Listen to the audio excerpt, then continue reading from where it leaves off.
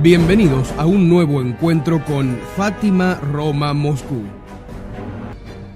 Para comprender a fondo el significado de la devoción al Inmaculado Corazón de María, hay que remitirse nuevamente a la historia de la Iglesia. El Corazón Inmaculado de María como medio de salvación en el siglo XX nos recuerda el mensaje de Cristo a Santa Margarita María Alacoque. En ese momento el cielo ofreció el Sagrado Corazón de Jesús como medio preventivo de salvación para los estados frente a los peligros que pronto nacerían con la masonería y la Revolución Francesa. El 17 de junio de 1689 tiene lugar la famosa aparición del Corazón de Jesús a Santa Margarita María Alacoque. Cristo pide en esta visión la consagración del Rey al Sagrado Corazón de Jesús y la consagración de Francia a través de su rey, en ese entonces Luis XIV, quien reinó de 1661 a 1715. Luis XIV será informado del deseo del cielo, sin embargo, se negará a cumplir esta petición, según queda de manifiesto por lo que nuestro Señor comunicó a Sor Lucía en la aparición que ella misma relata a su obispo en una carta fechada el 29 de agosto de 1931. Dice Sor Lucía: «Haz saber a mis siervos, ya que siguen el ejemplo de los reyes de Francia y postergan la ejecución de mi petición, van a seguirlos también en su desgracia. Nunca será demasiado tarde para recurrir a Jesús y a María». Esto relataba Sor Lucía a su obispo. Precisamente en esta misma fecha, exactamente 100 años después de la petición de nuestro Señor al monarca francés, el 17 de junio de 1789, sitúan los historiadores el inicio de la Revolución Francesa que va a derribar la monarquía. En este día el tercer estado se rebela contra el rey, erigiéndose como asamblea constituyente. Esta concordancia de las fechas, obrada por la divina providencia, muestra claramente el carácter de castigo de la Revolución Francesa y de sus consecuencias a nivel mundial. Si no se aprovechan los medios de salvación que el cielo pone a nuestra disposición, la catástrofe sobreviene inevitablemente. También es interesante notar que la aparición a Santa María ocurrió exactamente 100 años después del inicio del reinado de los Borbones, con Enrique IV en 1589. Tal vez una señal de que a esta dinastía, a la cual pertenecía todavía el decapitado Luis XVI, el cielo la prevenía prometiéndole bendiciones y prosperidad, con la condición de que reinara según la justicia evangélica y amenazándola con castigos en el caso de que se desviara de la ley de Dios. Hay otra relación de datos como indicio de la actuación de la divina providencia. San Juan Eudes introdujo en su congregación en 1672 la fiesta del Sagrado Corazón de Jesús. Esto le atrajo odio y calumnias de parte de los jansenistas que lo hicieron caer en desgracia ante Luis XIV. El monarca, quien había tenido en alta estima, le desterró de París. Solo en 1679 Luis XIV se arrepintió de su conducta y llamó de regreso al santo. Este valeroso acto ocurrió en la significativa fecha del 17 de junio, exactamente 10 años antes de la promesa del Sagrado Corazón de Jesús a Santa Margarita María Alacoque. Tan asombrosa coincidencia no puede ser más que una señal de la divina providencia. Así como Cristo exigió en el siglo XVII, a través de Santa Margarita María Alacoque, la consagración de Francia, así también en el siglo XX el cielo ha pedido la consagración de Rusia al Inmaculado Corazón de María. En ambos casos el cielo vinculó decisivas gracias para la Iglesia y para el mundo al cumplimiento de sus peticiones. Debe entenderse también recíprocamente que al no cumplimiento de estas peticiones sobrevendrán catástrofes sobre el mundo. La catástrofe se desata por el hecho mismo de que Dios deja a la humanidad tan expuesta a los peligros y a la perdición sin su socorro, abandonada a sí misma. Francia, que no fue consagrada al corazón de Jesús, propagó finalmente con la Revolución Francesa los errores de la masonería, difundiéndolas a todo el mundo. De manera similar, debía Rusia, no consagrada, propagar los errores del comunismo por el mundo entero. Este paralelismo entre la exigida consagración de Francia al Sagrado Corazón de Jesús y la consagración de Rusia al Corazón Inmaculado de María no es un mero parangón rebuscado. Es mucho más que eso. Fue trazado por Cristo mismo cuando en una comunicación íntima dijo en tono de queja: «No quisieron escuchar mi pedido. Como el rey de Francia se arrepentirán de ello y lo harán, pero será tarde. Rusia habrá difundido ya sus errores en el mundo, provocando guerras y persecuciones contra la Iglesia. El Santo Padre tendrá mucho que sufrir». Cabe aquí señalar también una interesante coincidencia de fechas con la cual el cielo quiere remarcar el paralelo citado. Margarita María Alacoque fue canonizada el 13 de mayo de 1920, fecha aniversario de la primera aparición de Nuestra Señora en Fátima. La resonancia es elocuente, ya que en aquella época esa fecha no pudo haber sido elegida deliberadamente. Desde 1864 se han sucedido frecuentes y casi ininterrumpidas peticiones dirigidas a la Santa Sede, solicitando la consagración del mundo al Inmaculado Corazón de María. No cabe duda que de haber cumplido Pío XI con los pedidos de la Madre de Dios en Fátima, se habría suscitado un inmenso movimiento de devoción mariana. Cuando en 1930, por indicación del cielo, Sor Lucía escribió al Santo Padre, ahí era realmente el momento más oportuno para rogar a Pío XI que consagrase Rusia, ya que en 1929 había alcanzado su punto culminante la sangrienta persecución de Stalin contra los católicos uniatas y los ortodoxos.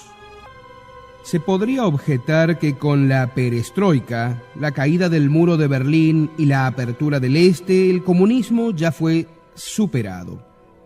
De hecho, los países satélites del Pacto de Varsovia han sido liberados de la dominación soviética y cuentan hoy con estructuras democráticas. La cortina de hierro cayó y las dos Alemanias se han reunificado.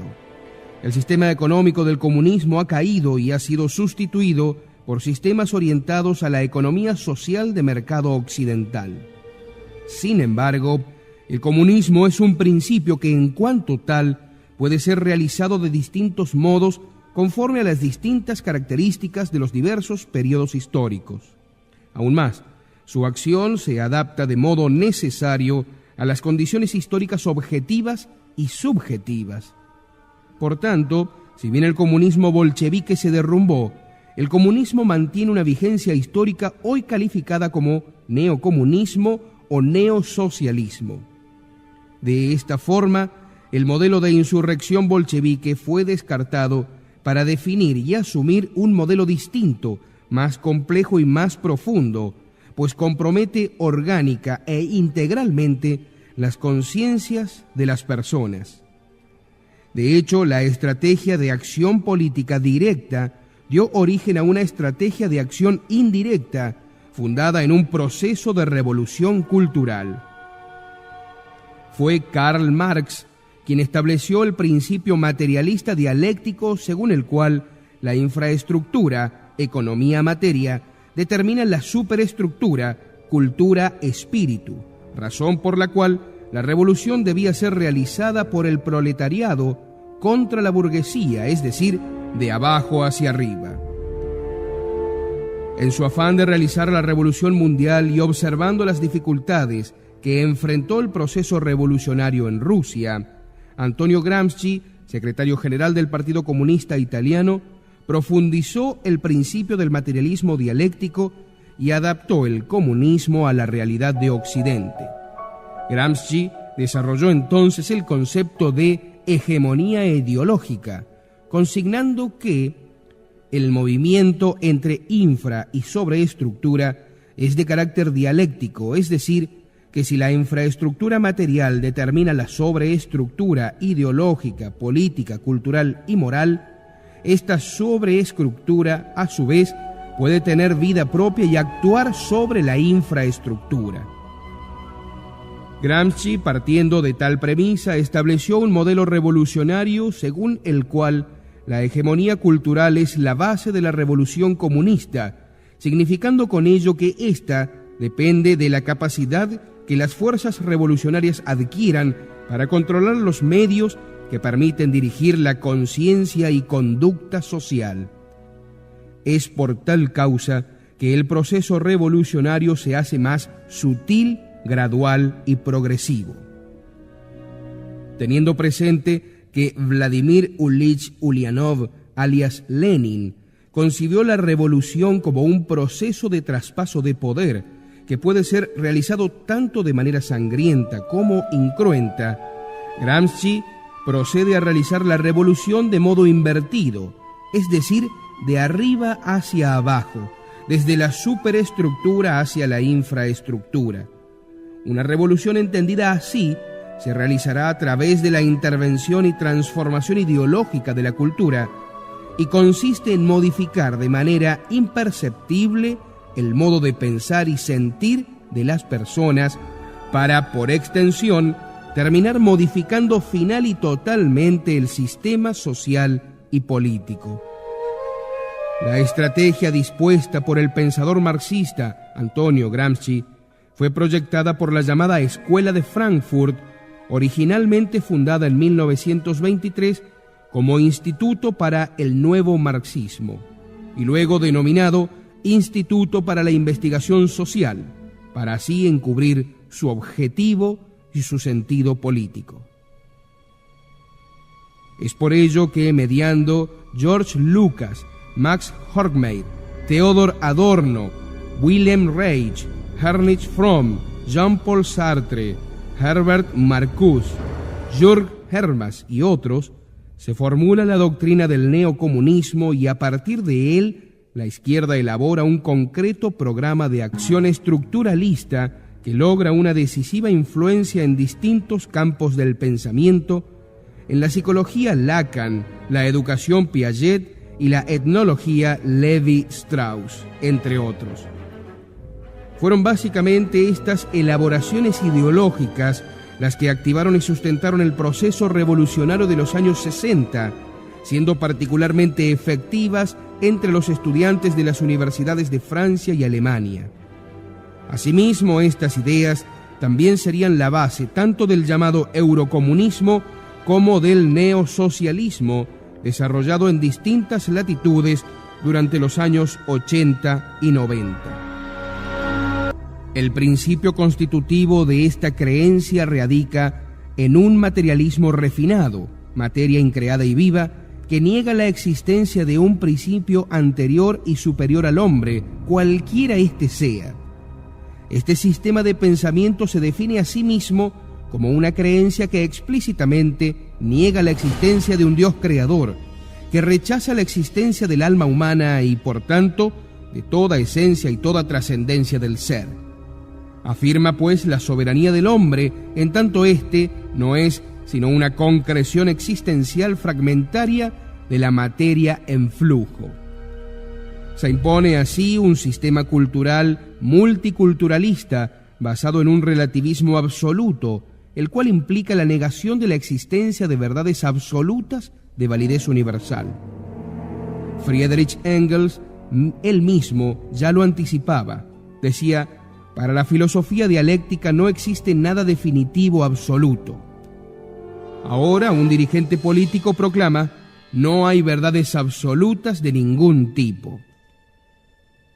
Asumiendo tales premisas, ¿cómo se manifiesta concretamente este nuevo tipo de acción revolucionaria?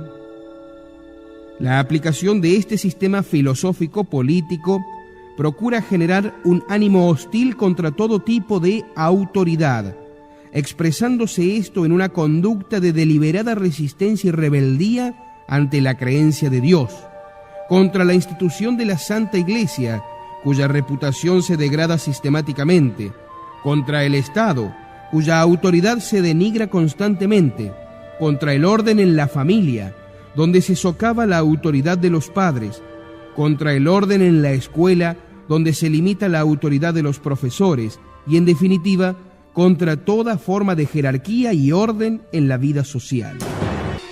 Ante la ausencia de un ser superior, semejante quebrantamiento del orden natural conduce a una completa pérdida de principios y valores originales fundamentales, lo cual genera un radical decaimiento en la moral. Bajo pretexto de educar en un uso más responsable de las fuerzas procreativas, se desencadenan las pasiones en los niños y adolescentes a través de una educación sexual estatal en los colegios. A través de los medios de comunicación se derriban todos los tabúes, corrompiendo el ideal de la santa pureza, de la inocencia y la virginidad, gestando un ambiente de impureza omnipresente. Así se aplica en nuestra época, al pie de la letra, la estrategia lanzada por Lenin y comprimida en la siguiente frase a menudo citada: si queremos aniquilar una nación, debemos aniquilar antes su moral. Luego, esta nación caerá en nuestro regazo como fruto maduro. Interesad a la juventud en la sexualidad y os apoderaréis de ella sin dificultad. Se disuelve la institución de la familia con la legalización del divorcio. Asimismo, se promueve tanto el trabajo de la mujer para apartarla del hogar como la asistencia en jornada completa de los niños al colegio. La razón de ello la evidenció claramente Olaf Scholz, entonces secretario general del Partido Socialista de Alemania, cuando, refiriéndose a la jornada escolar completa, a la cual estima insuficiente, y a los preescolares y maternales, sostiene: queremos alcanzar con ello una revolución cultural, queremos conquistar el espacio aéreo sobre las camas de los niños. Para impedir la existencia de familias numerosas, se implantan programas de control de natalidad. En este mismo sentido, también se promueve el matrimonio entre personas del mismo sexo, concediéndole incluso el derecho de adopción de menores.